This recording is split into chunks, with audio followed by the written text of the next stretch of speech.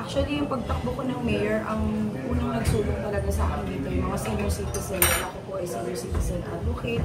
Sila po talaga ang nagtulak sa akin na lumahok sa nalalapit na halala. Dahil nga po sa pagtulong natin talaga sa mga senior citizen even after 2022 election.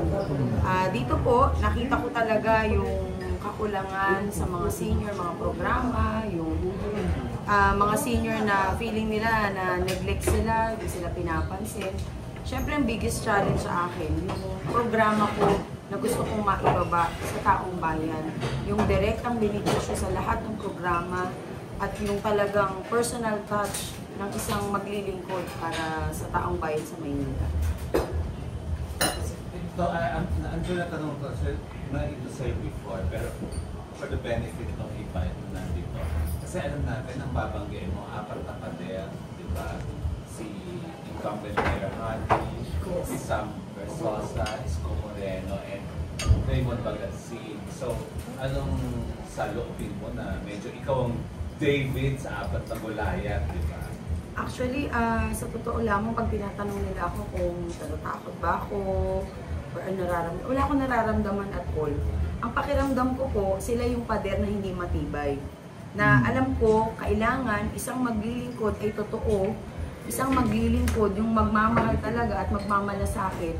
Yun yung nararamdaman ko dahil ang kulang ko sa Maynila ay yung talagang paglilingkod na totoo. Hindi lang nakikita during election. Hindi lang nakikita dahil gusto magpabida. Kundi dapat kahit behind the camera, kahit na walang eleksyon, dapat tumutulong ka. So yun yung nagpatibay sa akin na mas matibay pa sa pader para sa akin na ako ay lalaban ng walang katakot-takot. Matando sa 4, meron kang medyo kilala or personal mo nakilala or ano, meron nakakasama mo? Actually si Raymond Bagasin, kasama ko siya nung last election kasi tumakbo siyang vice mayor para sa partido ni Attorney Alex Lopez. Same team kayo? Same, yes. Same. Ayun, magkalaban. Oo. Hindi naman magkalaban, pero hindi ko naman inakala na tatakbo din siya. Kasi for almost 3 years from now, na talaga ako bumaba. Wala naman ako nakasabay during my time na talagang bumababa, tumutulong. Personally, wala akong kilala sa kanila. Si Isko yata parang once or twice ko lang po siya na-encounter through common friends. Pero during that time, parang vice mayor pa ata siya. Pero wala talagang personal na kakilanlan sa kanila. Si Mayor Hani, na-encounter ko siya recently lang dahil naimbitahan ako sa isang organization na nagkasabay kami dalawa. So doon lang talaga yung first. At saka pala nung nagbuling-buling ako dahil naging Hermana Mayor ako ng Pambayan na kung saan siya rin yung isang Hermana, parehas kami dalawa. Sa buling-buling Hermana Mayor, yung sa Pandakan, yung Santo Niño na dito sa Pandakan, na sineselebrate yung every year yung buling-buling para sa Pandakan. Hindi kami nagkausap kasi hindi naman niya ako kinausap eh. Dahil nung time na buhat-buhat niya Santo Niño, syempre nandun ako, no-offer naman ako ng tulong, hindi naman siya tumingin. So okay lang sa akin, ang mahalaga sa akin yung celebration ni Santo Niño na ako nandoon para sa tao. Balikan po natin yung senior citizen. Kasi during the time of Yorme, parang okay naman po yung mga senior citizen. Ayaw, ay kumayag. Ayaw ng senior. May mga nabalitaan naman po ko na okay naman yung tulong ni Yorme sa mga senior citizen. In fact, nagbibigay siya money. May mga Sorry to say, pero para sa akin hindi siya totoo na tumutulong siya. Kasi lahat ng senior citizen nakasama ko for almost 3 years. Lahat ng senior citizen, walang pambili ng gamot, pupunta ng health center, walang gamot, pupunta sa ospital, walang gamot. Yung kanilang ayuda na 500 pesos, delay pa ng 6 months, delay ng 4 months. So, ibig sabihin, dun sa pagka-delay ng ayuda na 500, which is alam naman natin, hindi naman malaking pera na mabibili lahat ng gamot. Pero yung walang-walang senior talaga na inaasahan yung 500, malaking bagay sa kanila, lalo na kung hindi nila matanggap on time. So would you say po na pili lang niya nabigyan? Actually, hindi ko nga alam kung talagang may binigyan eh. Kasi marami pong reklamo regarding dyan, dahil di ba, nung time ng Paymaya. Kasi pag hindi mo siya nakuha on time, mapu-forfeit siya kaagad. So, ang tanong ng mga senior, saan napupunta kapag hindi nila nakukuha? Like for example, ngayon yung talagang araw na supposed to be makukuha mo, kung yung senior may sakit, so kinabukasan siya pupunta. Ang nangyari, wala na, forfeited na. So, ang question lang is, saan napupunta? Yun ang tanong po ng mga senior. Kasi kung 4 months delayed, edi 2,000 po yan. So, yes, na-expire po. Sabihin, isang araw lang na hindi mo siya makuha. So, forfeited na siya. Monthly po ba ang pagbibigay ng ID? Monthly dapat. Pero dito po sa sitwasyon natin, talagang usually 4 months bago po makuha. So, hindi ko naman yan sinasabi dahil ako lang nagsasabi. Talaga nangyayari po yan. Kahit tanungin po natin ang mga senior Pag citizens. ikaw na papalarin, gano'ng katagal lang? Ay wala, hindi pwedeng ma-delay. And besides, ang gusto ko po, mismong kami po ang magbibigay sa senior citizen sa bawat barangay para masiguro na lahat makakatanggap. Pero Yun yung akin. Pero ka na-advocacy ng Sam Versosa, mga senior 10 o ayuda. Para nauna daw siya, para nauna siya. Hindi. 3 years na siya yung kaso, mga senior. Pasensya na po kayo kasi medyo honest talaga ako. Actually, ako talaga, yes, ako po yung nauna sa mga senior citizen. Makikita nyo naman po sa record dahil 2022 pa lang talagang bumababa na po ako. Ako po yung tumulong sa NCSC or National Commission of Senior Citizen na kung saan nilapitan po ako ng ahensya bilang individual na tumutulong na sana ako po ay makatulong maibaba yung programa ng NCSC para sa mga senior citizen na online registration po nila. So dito po sa Maynila, kasi nung nag-submit ng mga forms yung mga senior, natenga po yan sa OSCA dahil walang OSCA head sa Maynila. Bakit? Kasi yung in-appoint po ni Hani Lacuna ay hindi po senior citizen. So hindi siya qualified maging OSCA head. So napabayaan yung mga senior. Ngayon, ang kailangan po, mairehistro yung mga senior citizen para sila po ay mapabilang sa benepisyo na ibibigay po ng ating mahal na Presidente Bongbong Marcos. So yan po yung ating ginampanan na lahat ng barangay sa Maynila ay binabaan ko po para sa online registration at hindi lang sa Maynila. Kung hindi sa karating probinsya pa, na nakarating po ako dahil sa request din po ng mga senior citizen. Ako po nag-umpisa dyan, 150,000 pa lang ang nakarehistro online. Pero dahil sa puspusan na pagbaba, umabot na po sa 9 million na nakarehistro ng mga senior citizen. Yun po ang malaking achievement na aking pong naibigay para sa mga senior citizen na talaga namang nakita ko po yung paghihirap bilang isang magulang. Ako po isang magulang na rin. So alam ko yung pakiramdam ng isang ina at isang ama na nangangailangan ng tulong sa oras na kailangan mo talaga. So yan po yung ating nagampanan. From there, nakita po ng senior talaga yung tunay na paglilingkod at sila po ang lumapit sa akin na ako po ay lumahok talaga dito sa nalalapit na halalan bilang mayora po ng Maynila. Paano po yung masasabi nyo dun si SB? Puro senior dito. Lumalapit at nagbibigay siya. So, medyo malaking actually, kung talagang tumutulong siya, dapat noon pa. Sana nakasabay ko na siya ng 2022 kasi as far as I know, party list siya. So, dapat sa 2 years na party list siya, na nakaupo siya, bilang nakaupo sa Congress, dapat tumulong na siya. Bakit wala po ako nakasabay during my time? Pero, Mayor, Madam, let's face it, kung sino yung nandyan na nagbibigay, yun matatanda ng tao. Actually, hindi ko po masasabi na bibigay siya kasi... Di ba pinamimigay niyo mga... Hindi kasi sa Hindi. Facebook, yung mga pinupuntahan niya mga distrito, namimigay talaga sa mga senior Yun citizen. na. Si Mayor. Hindi, ako naman, lahat ng binibigay ko, galing sa sarili kong bulsa. Dapat lang magbigay siya. Kung sakaling totoong nagbibigay talaga siya, dapat lang siya magbigay kasi nakaupo siya, may budget ang party list every year. So, sa 2 taon na nagpahinga siya, na di siya nagpakita, nasaan na yung 2 taon na budget? Ba't ngayon lang niya binaba? Ako po, even before pa, 2022 pa, nagbibigay na ako on my own. Yun nga Pinili tatanong ko ko po. madam, kasi hindi ka nakaupo pero nagbibigay ka. So, pera mo yung Yes, pera ko po. ginagastos mo. So, ang akin lang po, bakit ko po yung ginawa? Dahil nakita ko po ang buhay ng tao. Nakita ko po ang sitwasyon ng mga senior citizen.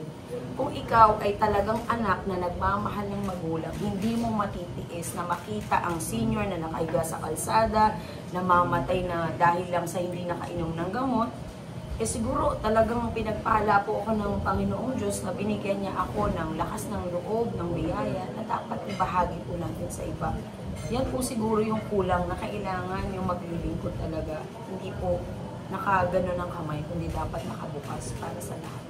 Tapos sa ilalim kayo ni Presidente Bongbong Marcos. Yes, opo. Advantage po yun para Advantage sa kasi Partido Federal po ako nung ako ay tumakbo ng huling halalan. And besides, ako po yung kauna-unahan na Partido Federal ng Pilipinas sa buong Maynila at ako rin po ang una-una at nanindigan kay Presidente para sa kanyang kampanya during that time po na tumatakbo siyang Presidente. Dahil alam naman po natin, baluarte ni Yorme ang Maynila noong panahon na tumakbo siyang Presidente. Magkabit ka lang ng tarpaulin, automatic wala ng budget ang barangay. Pero ang sabi ko po sa sarili ko, bakit niya pagbabawalan? Samantalang lahat tayo may karapatan.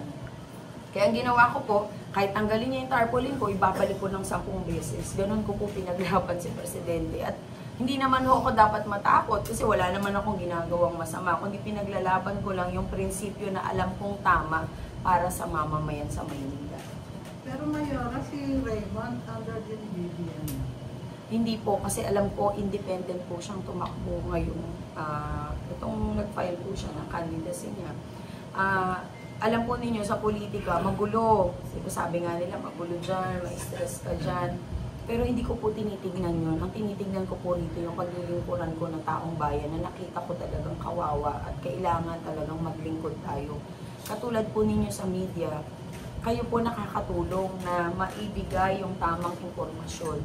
Kami po, dahil kami lumahok dito, kailangan ibigay din namin yung tamang paglilingkod para sa tao. Yun lang po yung akin. Maging transparent tayo, maging totoo tayo, doon mauunawaan talaga natin yung sitwasyon po ng Maynila. Tama na po yung pagpapanggap na okay lahat, papakita yung video na may tinulungan, pero after that, pagkatapos po na ng camera, aalis na, iiwanan na. Samantalang hindi po ganon ang Maynila. Ako po, nag-online registration ako from 6 AM hanggang 12 midnight. Pinaabot po ako sa lansangan dahil kapag nagrehistro ka po online, hindi mo lang pwedeng irehistro yung senior dahil ang senior maraming tanong yan. Iha, para saan ba ito? Ano ba makukuha namin? Hindi ako naglaba, hindi ako namalansya. So lahat po nang yan pinapaliwanag natin. Hindi natin iniiwanan yung mga senior dahil hindi ka pwedeng magsabi na pagod ka na. Kailangan pag maglingkod ka, hindi mo pwedeng sabihin yun kasi kailangan tapusin mo talaga yung naumpisahan. Tapos nabanggit nyo nga po na kanina na magulo nga ang politika. Tapos kayo po, ang dami yung natutulungan. And base ngayon, matapang po kayo magsalita. Sasabi nga po, honest kayo. At normal po na yung mga death threats, uso po yan. Kayo po ba nakakatanggap na ng death threats? Sa ngayon, wala pa naman po ako natatanggap. Wag naman Wag naman sana. Pero uso po yan sa mga tumatakbo, sa mga nakakbo. Uso po yan. Siyempre, nandun yung pag-iingat. Opo. Nandun lahat yung aking, siyempre, pag-iingat po ng kasamahan ko rito. Pero So, wala pa naman. At saka Baka ako po yung death threat sa kanila. Sweet life. Pero ito masabi natin, Kasi madami. anong reaction mo dito sa babalik ng Maynila si Isko because may pagkukulang si Mayor Hani Lacuna sa mga senior. May comment ka ba Alam po dito? ninyo, ang comment ko lang dyan, kung talagang sinasabi nila may solusyon, ito gagawin dapat, ito dapat ang solusyon, ito dapat ang gagawin natin sa Maynila, umupo na kayo, ba't din yung pag ginawa? Dapat iba naman paupuin natin yung talagang nakitaan din natin kasi hindi naman nila bahay lang yung Maynila. Ito po tahanan ng Manileño at kahit sino po pwedeng tumulong. Yun lamang po sa akin, nabigyan na sila ng chance. Dapat pinatunayan talaga nila.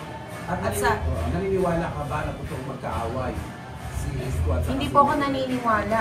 Hindi po ako Kasi sa naniniwala. social media nag-aaway na sila. Sapagkat kung totoo po talaga na sila ay hindi talagang okay, di sana po, nabawasan ng konsehal si Hani Lacuna, si Mayora, 2 na lang naiwan, dahil kinuha po ni Yorme yung 4, bakit hindi po nagdagdag si Mayora ng kanyang konsehal?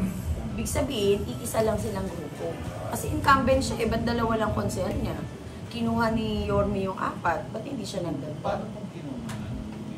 Lumipat po sa kanya. Ito po, nasa kanya ng partido, yung 4. So, ang tanong po doon, ba't hindi kumuha si Mayora, incumbent siya, ba't di niya finil-upan yung kulang?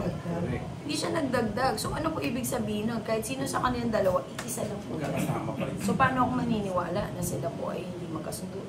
Samantalang, lahat naman po ng programa, pinirmahan nila ng sabay. Silang 2 ng panahon niya. Tama. question. Mayor, aside sa senior citizen ng mga senior, anong pagbabagong tangyahan sa Manila? Unang-una na po dyan, agarang pagsusulong ko po na madagdagan ng benepisyo ng mga senior citizen na gawin po itong 2,000 kada buwan. Pangalawa, mabigyan po sila ng recreational center sa bawat distrito sa Maynila na kung saan, alam po natin, ang mga senior citizen, very active po yan pagdating ng Zumba, meeting, livelihood program. Ito pong recreational center, dito po magkakaroon ng sariling lugar ang mga senior citizen na sila po ay makakagalaw, hindi na magre-renta na kung saan-saan, kung hindi ito na yung magiging wala pong lugar. Kahit sa ilalim ng puno, sumasayaw ang mga senior. Kahit sa kanto po ng kalsada, ng siksikan. Nasa Carly eh. Ibig ko sabihin, kawawa naman po yung mga magulang natin. Kung kailan sila ay nagkaedad, doon pa sila naging kawawa. So, kaya ko po lalagyan yan para maramdaman din ng senior na sila po ay special sa atin, lalo na po sa Maynila. Tapos sabi niyo po 2,000 a month. Ngayon Yes. po ba magkano? 500. Ah, 500. So gagawin niyo pong 2,000. Yes, 2,000. Ilan po ang botante Ano yung ng per Manila? month po? Per month, yes Ilan po. pong botante ng Manila? Alam ko po, as far as I know, nasa 1.2 million 1.2 mga million. registered Okay. voters. Ilan po ang senior doon na botante? 200,000 plus. So ano yung Pero hindi naman plano lahat nyo kasi doon sa bumuboto ano? yung 1.2. Sa, Sabi sa natin 18 800. to 59, anong plano nyo doon? Alin po? 18 years old to 59. Syempre, meron po akong programa sa mga kabataan. Kasi mas marami silang Nandyan boto. po yung maglalagay po ako ng libreng wifi para sa mga estudyante. Wala po. Naglagay na po siya. Naglagay na sa Meron din Isko. sana nakikinabang na rin kami. Di ba, Vice? Wala po. Kanya-kanyang Di ba libre. naglagay siya nung parang gano'n no, yung nasa kalye? Wala na ngayon. Drawing lang yun. Actually, Drawing lang siya. Drawing lang. Yung tablet po nung di ba? nung- Eh baka naman 10 tablet lang po yan Kasi- sa daming estudyante. Yung ginastos niya doon yung nasa mga kalye, mga na gano'n, mga ano, isasagot si Sir. na aparato. Wala po. Walang internet. Pwede ko sabihin? Konsehan. Ang anak ko po ay maraming nag-graduate sa Ramon Magsaysay High School. At yung principal po ako ay GPTA na mahabang panahon sa Ramon Magsaysay. Okay. Yung sinasabi po niyo yung libreng wifi, meron dun silang tinayo na programa. Pero hindi po nag-work yun. Oh. Matagal po ako sa Ramon Magsaysay. At yung sinasabi po niyo yung tablet, lagi pong sira yun. Alam niyo po ba ilang beses ako nagpagawa ng tablet sa anak ko? Second hand. Hindi po, wala po hindi po siya durable. Ang ibig sabihin, hindi ho napapakinabangan ng tama. Kaya nga po sinoli yung lahat ng tablet, sira ho lahat yun. Ayun na nga ang dapat. Cherry po, cherry. Hindi ko contest po kuya kasi yung anak ko po nakatikim naman ng tablet. Sa Opo. PAES po siya graduate. Opo, pero lahat po ng sinoling tablet, wala Hindi po. naman nasira. Hindi po, sa inyo siguro. Pero mall lahat po yun. Nakikita po kami sa Quiapo lahat na nagpapagawa. Papagawa. Sa Quiapo po kami lahat, nakailera kami, nagpapagawa po ng tablet. Kaya ho, yung sinasabi po, ganito po kasi yan eh. Pag sinabi po natin na good governance, sinasabi po nagbigay, hindi po nagbigay ka lang. Pag nagbigay ka lang, hindi ibig sabihin na hindi sustainable. Sa iba pong lungsod, ang binibigay po Samsung. Dapat quality. De ganito na lang, kung siya may programa sa mga mag-aaral, salamat Consel po yun. Eh di sana hindi po na natenga yung pagpapagawa ng Mariano Ponce at Ramon Magsaysay. Di sana hindi natenga. Anong nangyari po, kinonstruct yan, pinakailaman, hindi tinapos. Anong nangyari sa mga mag-aaral, lumipat po ng ibang eskwelahan.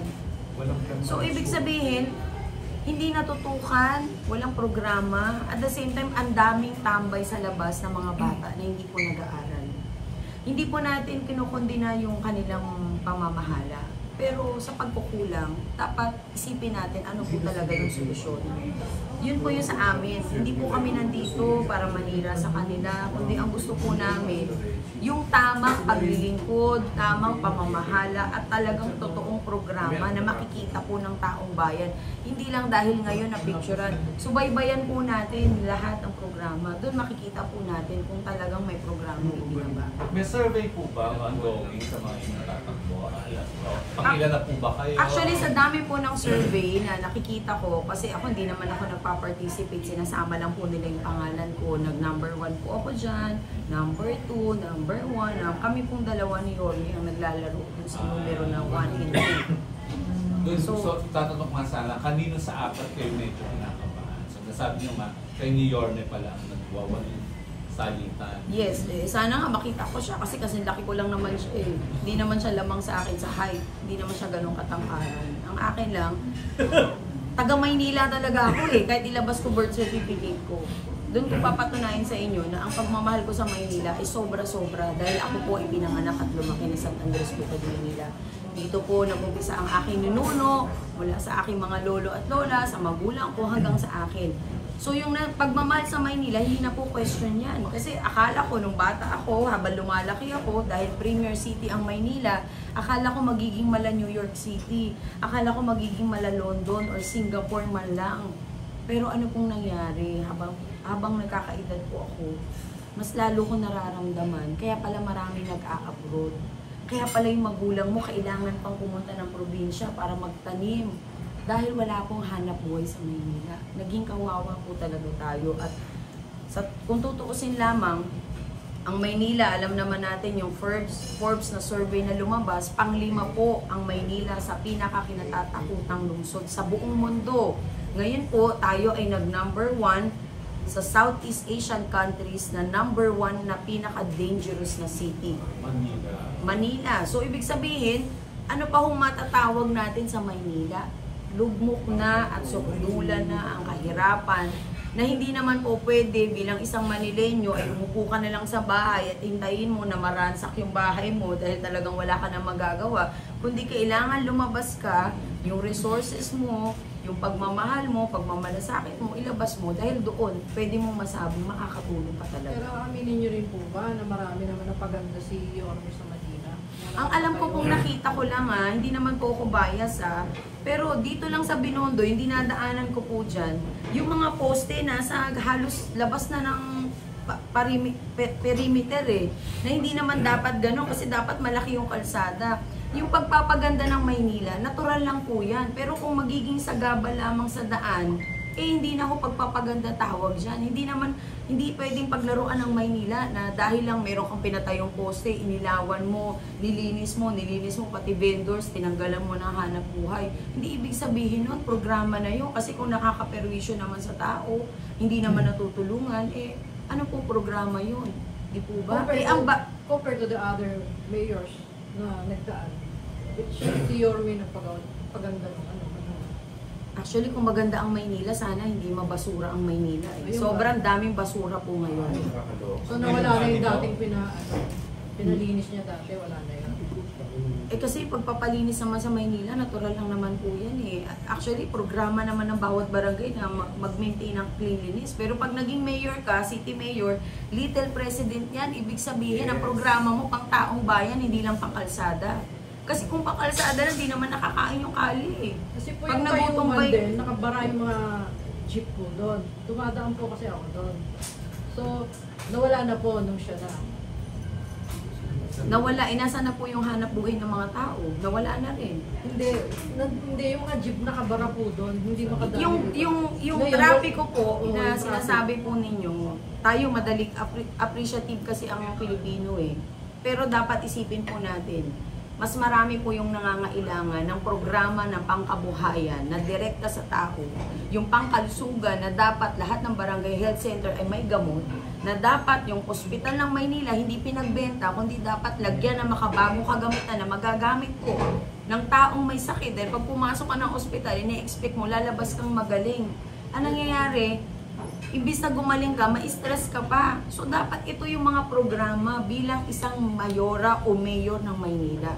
Hindi lang yung pangkalinisan, kasi pwede mo nang iatas yan sa barangay Meron naman po tayong DPS na pwede mag-maintain yan. Pero yung pagpapatayo ng mga poste, pag-aalis ng mga jeep, hindi po programa ng isang mayor yan. Hindi programa lang yan na dapat dagdag lang po yan. Kundi dapat ang programa, ang mga senior citizen na bibigyan sa tamang oras, may gamot, may programa sa mga mag-aaral. Nakikita po dapat natin ng lahat ng yan. Alam natin sa Maynila, marami po ang depressed areas. Marami pa rin ang mga lupain dyan na walang titulo. Yung mga landmark na nawala, katulad ako po, dito ako nakatira sa San Andres. Ang SASES na napakatagal na, 1940s pa, hindi pa tayo pinapanganak. Nandyan na po. Pero bakit nawala? Ano pong ginawa ni Yorme? Ginawang condominium. Yung ba, pabahay ba sa may hirap yan? Ang bayad, 8,000, 5,000. Ano pong klaseng programa? Yung paglalabasin mo pa yung isang mahirap na wala nang tirahan.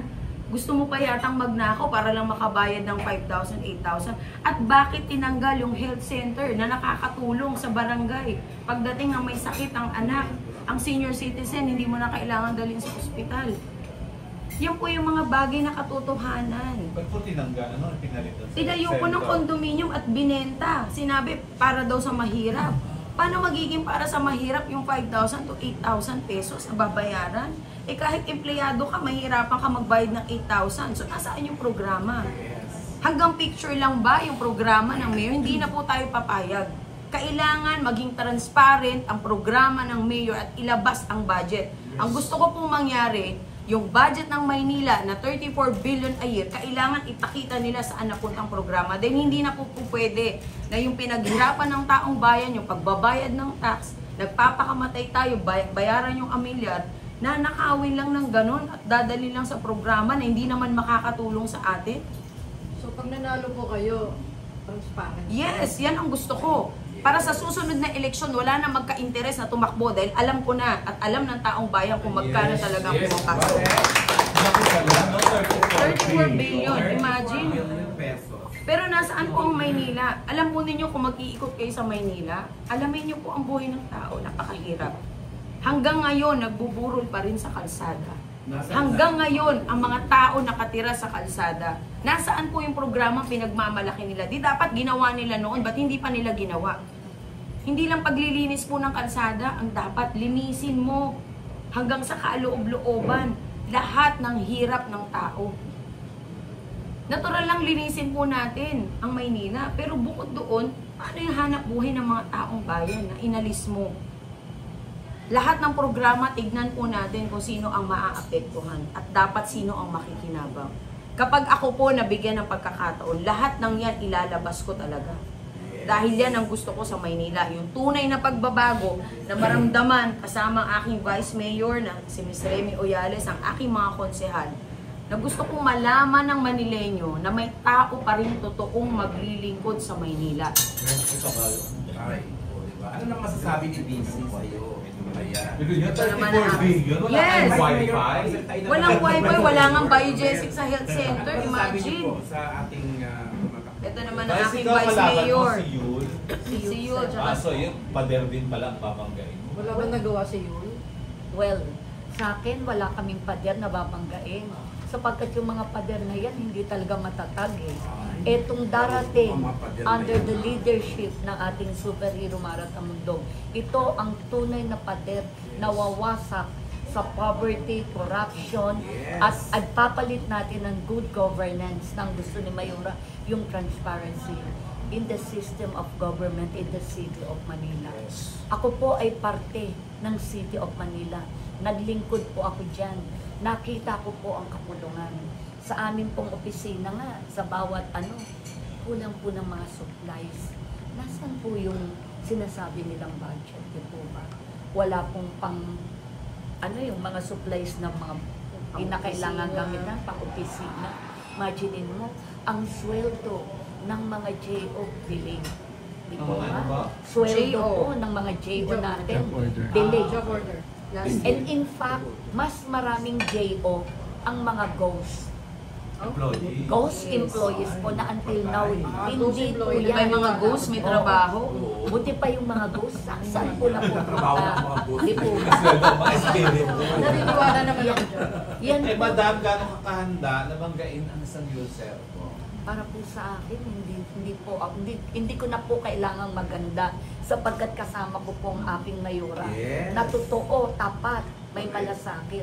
This is a challenge for us to make Manila great again, sinabi po ni Mayora, and to restore lahat po, di ba nga po, ang Manila is the capital city, and yet look at Manila. Under the leadership of our superhero Mara Tamundong, it is not yung ating Philippines, let us make it globally competitive in terms of economy and tourism. At yan po ay magsisimula sa lungsod ng Maynila sa pamamagitan po ng aming mayora, Mara Tamundong 2025.